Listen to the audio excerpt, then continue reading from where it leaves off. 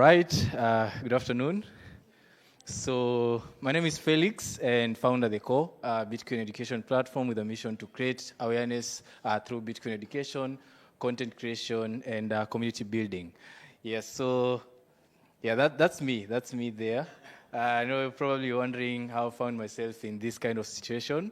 This was last year around July in Kenya, all right?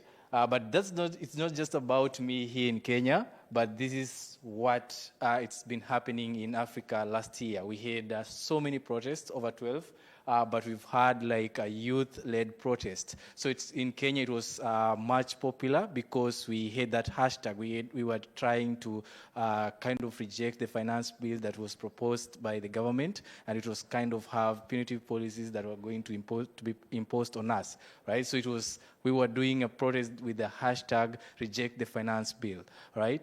But this is other countries that did protest. This is Uganda. We have Nigeria. It was a little bit smaller than the SARS. And then this is what is going on in Kenya right now. And of course, the unemployment rate is also so high. And we will continue to see this kind of situation. It doesn't end in this, maybe last year, it didn't end last year. It's going to continue. And why? So the society is broken. And a lot of people maybe they think that it's about the leaders that we have to choose. It's about the elections that we have to go. And because they don't understand what's the root problem of all this. Why are people all of a sudden protesting against a lot of things? There are a lot of protests, a lot of things that are happening, and people don't know why, right? People have gone to, so this, in the next slide, I'm going to talk about the challenges, and the base of this, we could say, the fiat system, all right? So although people have gone to school, all right, which it's education, we have a couple of people a lot of people actually who are holding degrees, a lot of people who are holding masters, a lot of people are holding very, very good credential papers of going to school, but even despite with all the education, we still have what's happening in this previous slide, right? So, and looking at this system, which is the fiat system, people have gone to school. These are some of the economic challenges that people are still facing. I don't know how many of you were in the film screening yesterday, but there's a lady, the lady was talking about the debt, the mobile money going to debt, and continuously she can't resist. She has to, she's addicted to that. Even though I remember at some point she said she talked to a pastor, and the pastor decided to lend her some money. But again, after being given the money and paying the debt, she went again to borrow. And people are trapped. And not just people, the youth, especially in African countries, are trapped here. And the loans that they are taking, they're not just taking those big loans that you go to the bank and you have to borrow and then maybe start a business, just very small loans. And actually, the guy doing the documentary mentioned if you accumulate all the debt that has been paid throughout the year, it's almost 200%. And that's what the youths of Africa right now are trapped to, and they don't know. We have these unregulated platforms, the apps, and you just borrow. You just set up an account. Sometimes they don't take a lot of time to verify who you are really, and maybe if you key in your ID, if you key in your just a few details, then you're able to borrow. And it's not a lot of money, or to be honest, that money you can't really do so much with it. It's just borrowing, going to buy food, and after buying food, they are waiting for you to pay with high interest rates, so low wages and high cost of living. So right now, in this age that we are, I mean, like for me, I'm 25 years, going 26, and there's no hope for me to kind of in this fiat system afford to buy a home. Maybe I can just patiently wait for Mr. Beast to donate one. But again, even if with the education that I've gone through, there's no hope. Like, even if I get a job, the money that you're getting paid, you can't really do so much with it, right? Limited employment opportunities, the same case, and stable currencies. You've seen what has happened with a few currencies. Malawi last year, the currency was devalued by 37% overnight. People are waking up, and things have changed, all right? The social problems, which are part of the slide 3 that I've shown, intergenerational inequality, all right? So the rich keep on getting richer, and the poor, they can't. Even we don't have the middle class nowadays. We just have the rich and the poor. protests and political unrests, people can't really seem to get it. People are hoping that maybe if we elect another leader, this is going to change. But it doesn't. Over the period of time, people are just, yeah? No, I just want to admit, because I'm coming from Switzerland, Yeah. which is tend to be a very rich Yeah, yeah. But people in Switzerland are just experiencing the same Yeah. problem. So debt traps, low wages, and people nowadays cannot afford anymore to Yeah. buy their own home in Switzerland, etc., etc. So just to mention, because many people think, the people in the rich countries, they don't have such problems. They Yeah. have exactly the same problems.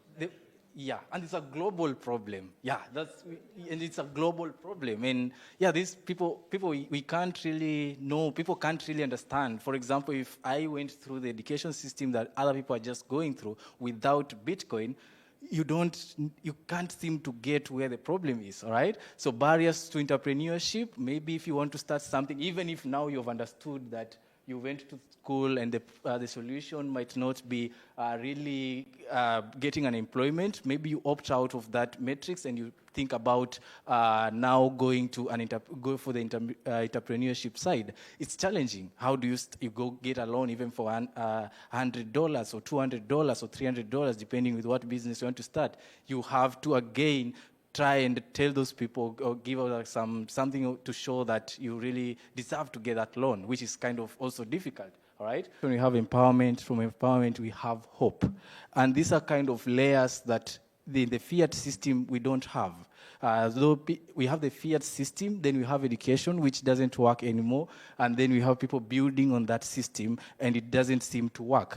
We have the Bitcoin network. From Bitcoin network, that's why I keep on saying that education is the leading indicator towards Bitcoin adoption. So people, and it doesn't just mean that when you're talking about education, it's all about, hey, what's Bitcoin? Education can come from different angles. Hey, it's empowerment. We are teaching people financial literacy. We are teaching people about education. We are teaching people about development. All those fields that people need to be educated about. It's not just about Bitcoin education. And once people learn about Bitcoin and then they come to that, moment, okay? So this is what I've been missing for all this period of time. And then there's hope. And that's why I keep on saying that Bitcoin is hope. And once people have the hope, then you have that financial, for the social side, financial literacy. With Bitcoin properties, we already understand it's a transparent network. And then we have breaking demographic barriers. In here, we have a couple of people from different communities or different parts of the world, right? And talking about breaking the demographic barriers, we have so many projects within different types of different countries. We have, for example, in Kenya, we have like more than 6 projects. In other countries, we have more than 2 projects. And, that's breaking demographic barriers, and all people are doing this for the one goal, Bitcoin adoption, right? Financial solutions, of course, protection against inflation and currency instability, access to financial service, incentive for entrepreneurship. You just start think about something, you put your project on Gazer, and a lot of people are donating all over the world, all right? So the core has 3 major programs: online Bitcoin education, which runs every Tuesday, Wednesday, and Thursday from 8 to 9 p.m. East African time. And we use the Bitcoin Diploma by Mi Premier Bitcoin. So for those who know Mi Premier Bitcoin, that's the curriculum where we are using, and not just the core. A lot of projects around the world are using their curriculum. Community building, we do, when we started, we were doing like online graduations after people have gone through this online program. But then we thought, how can we build a community? How can we have that sense of community? So we started doing physical graduations, and also when we have the resources, we do monthly meetups, right? And then content creation, of course, we're in a social media era. Weekly quizzes, you'll see us post weekly quizzes and answers the following day on our social media. Infographics about Bitcoin. You'll see sometimes we talk about a certain topic or chapter on the Premier Bitcoin program to understand the reels. Also on TikTok, we do the reels, some short videos. So impact. If you are in any other country, in cohort member, we graduated actually enthusiastic to start a Bitcoin project, Zongho Palab. I want to shout out to HRF Palab he's our IT, and now he started an education platform. Caroline, from cohort 2 to travel. You have Milford from cohort 3. The Milford started Yes Bitcoin Haiti after graduating. So I don't know how many of you know Yes Bitcoin Haiti. It's also an education program. The actual Destiny from Nigeria. And Milford now is a grantee for HRF and OpenSats. So it's kind of the ripple effect of Bitcoin education. So maybe through talking to him and see how he can maybe start something in education to educate people. But again, of course, we have to be careful on how they can go about it. This is Val, also a community leader at Yes Bitcoin Haiti, graduated at the same time with Milford, cohort 3. This is Martin from Nairobi. He now started Bitcoin Nairobi, a Bitcoin circular economy. And we have Joyce from Nigeria, is operation manager at Bitcoin Anambra. That's a project in Nigeria. So that's kind of ripple effect. I mean, when you educate people about Bitcoin and if you go, you don't have to even tell them. So the idea it's going to work. We'll quickly go over to the next slide. To the core. So teachers, every cohort, we reach out to people and tell, okay, just ask. We share the Bitcoin diploma curriculum, and we're like, okay, there are these 10 chapters. Which one are you comfortable to teach? And a lot of people have just come and supported, and they kind of just, okay, I'll teach chapter 3 and 4, I teach chapter 6 and 7, and we have a lot of, every cohort we have at least to the work of creating your educate. We also, and perhaps also Bitcoin and economics, if you're good with the, so if you're good at Bitcoin, all the guys from Bitcoin philosophy. Yeah, so education resources, information, or the links later. Philosophy. Yeah, so education resources, information, or the links later in the next slide. You can join and share those links in that particular topic, threads, blogs. So we kind of find all these sections, Bitcoin and mining. Yeah, we also, what I've said on GitHub, it's all there. So, yeah. And like I've said, from the the third slide, it was all posts about the protest and all things. We don't have to go physically on the streets to fight for that. Satoshi Nakamoto wrote us a code, which is Bitcoin. It has rules, and everybody can check the rules and verify those rules. So if we get as many people as possible to understand Bitcoin, we don't have to be physical about this thing. We have to just tell people, this is Bitcoin. It's different from the fiat system. To accept Bitcoin payments last year, I managed 16 of all that of my target, but I'm looking to continue that challenge. But then you realize it's very difficult to even convince a business to, even if they accept, immediately they accept Bitcoin, they are looking on a way to a ramp. So education part is very, very critical. Of all the merchants that have onboarded to accept Bitcoin, those who have gone through the course, they don't sell Bitcoin. Because they won't accept Bitcoin daily, maybe people who buy Bitcoin a very small number, they decide to keep their money in Bitcoin because even if they want to sell, it's not that much. It's not worth of selling if they have to. But at least with education, you see that somebody they have a reason to save some in Bitcoin. They know the whole process of the whole idea of the properties of Bitcoin. They understand it.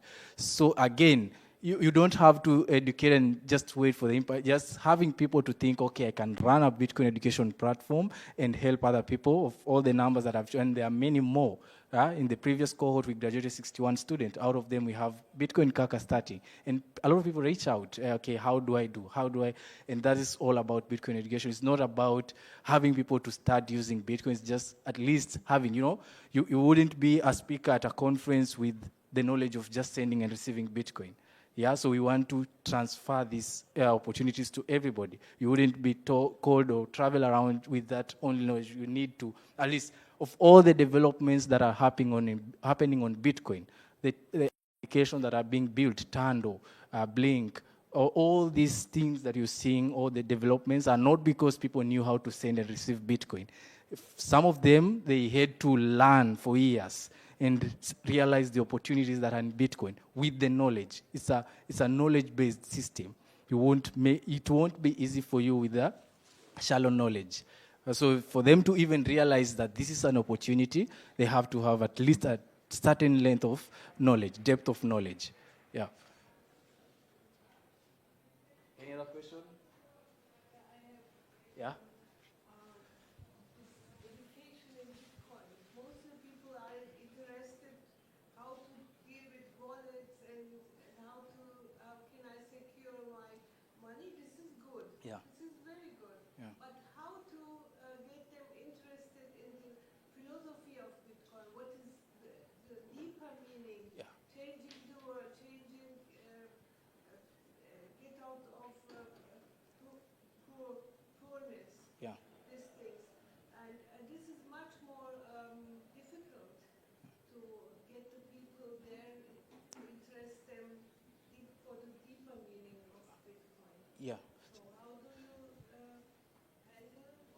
So I actually had a call with D++ maybe 4 weeks ago. And once you're done with the Bitcoin diploma, it's the very basic. It's a very basic. It's not so much. It's, of course, giving them the curiosity of what's Bitcoin. And now what we've realized, we have so much people interested in sovereignty, so much. They want to know self-custody. You mentioned on chapter 8 about running a node, and they are texting us, how do I continue? Some from Tanzania are saying, do we have masters in Bitcoin? Right? So the interest is there. So the call with D++ is intended to kind of come up with a program. The diploma doesn't have those specific things. So the program with the D++, we are aiming to talk about self-custody. We are aiming to talk about setting up a node. We are aiming to talk about UTXO management. And we're also aiming to talk about what this says. Yeah, it's four, I can't remember the conversation, but then we just have to kind of see how it works. Because I was really, me together with my team, we are really focused on kind of have this template of this structure. How many cohorts are we going to have in a year? How are we going to evaluate the students? So we kind of finished phase 1, and we want to just kind of go deep into your question from that program. So we want to see, okay, that program will be focused on sovereignty more. We want people to learn to run their own nodes, self-custody, and all. But from the diploma, it's talked. We teach about that, but very shallow. So people won't really understand the deeper meaning of all this. So it's something we are planning to start soon. Perhaps on our Twitter, we'll post when we have agreed on the times on how we are going to do it. All right. Jasper, you had a question? No. Okay. Do you have another question? Frank, your hand was up? I did have a question. I think it was partially answered, but no. When it comes to getting people interested, so I was a teacher for 12 years, and sometimes you have to sort of accept that maybe it's not the right time. Some people aren't, like, they're not totally ready to do this yet. So just over your time educating, how have you sort of come, I guess, emotionally to a space where you're sort of comfortable reaching who you can reach, and then also sort of realize that maybe it's not the right time for certain people, or it's not the right thing for them? Have you come to a place of comfort with that when you do education? Yeah, the first cohort, we had 12 graduates. So you can imagine the number of students, maybe it was 60. And then the second cohort, we had 32 graduates. The third cohort, we had 48 graduates. Then we introduced what we call the learning management system. So we increased some friction on how people are going to learn. We had 42 graduates. And the fifth cohort, we had, which was the most recent, we had 61 graduates. So it's kind of, I don't know, it's organic. So once somebody learns, a lot of people who join our program are not because we are popular on Twitter. It's because somebody will post our intake on WhatsApp who have graduated. So the registration number is big. Like the most recent, we had like 474 registration for the cohort 6 intake. And then when you go, like when you start the sessions, and then people start dropping off. You know, people are, okay, I thought I will have money next week. And then they realize, okay, now it's about history of money. You know, like now they thought the first time was it was I'm going to make money, and now it's not. I have to learn. So you have to accept that, okay, it's not the right for everybody, but you don't give up on marketing the intake, right? So you kind of just have to go to the most people who want to learn about Bitcoin are not on Twitter. Twitter, we have Bitcoiners who have this knowledge about Bitcoin. So you have to like just go deep to those people, even if it means to create some flyers and spread around to shops. Okay, this is our course. The merchants that we've onboarded to accept Bitcoin payments, we stick there, learn more, and all that. So it's just about reaching out to people. This is the intake. Please repost. And also the graduates, it's very easy. They want to repost every time we have an intake. They convince people take this course. Some of the graduates are across border. They kind of tell me, I have 2 of my friends. They want to come and join your course. So it's about the graduates or people who know what we do, sharing to other people about the course. Yep. All right. Thank you so much for listening to me. My name is Felix, for those who are just coming in.